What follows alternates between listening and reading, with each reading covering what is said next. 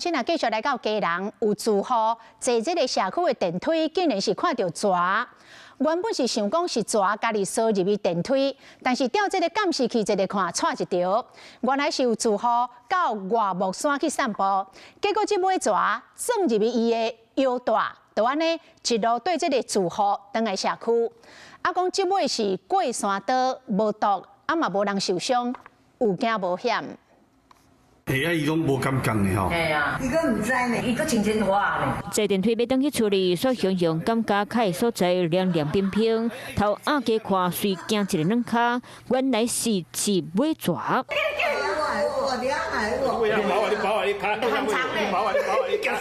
甲蛇小对象惊甲7/3票拢无去，想讲社区无我山，哪有蛇咧？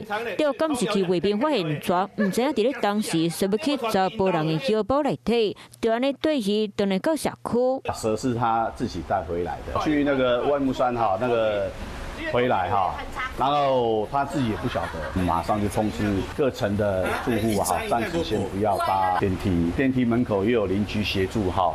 管制。厝边透过监视器画面，看到蛇关伫咧电梯内底，嘛敢若想要紧扫出去。住户就笑讲，阁有淡薄性伫咧耍手机仔贪食蛇，直到动物人员赶来，才紧甲伊掠出去。郊外散步啊，还是去游玩啊，回来至少都要身体检查一下啊，避免把这个蛇呢带进家里。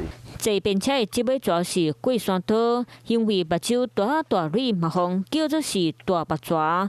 长长幼幼啊，上大尾有220公分，动作真紧。枪在尾伫咧树仔顶，大部分分布伫咧1500公尺以下中低海拔地区。 热天到啊，蛇开始扫出来活动。动物人员阁讲，迄天家人已经掠到第6尾。出现伫咧社区的过山刀名字虽然听起来真歹，不过其实因无毒，若感觉危险，因得赶紧选。加在这一片人和蛇拢无受伤。Hello， 我是蒋欣梅。想要抢先掌握最及时的新闻资讯吗？赶快订阅、按赞、开启小铃铛，锁定华视新闻 YouTube 频道。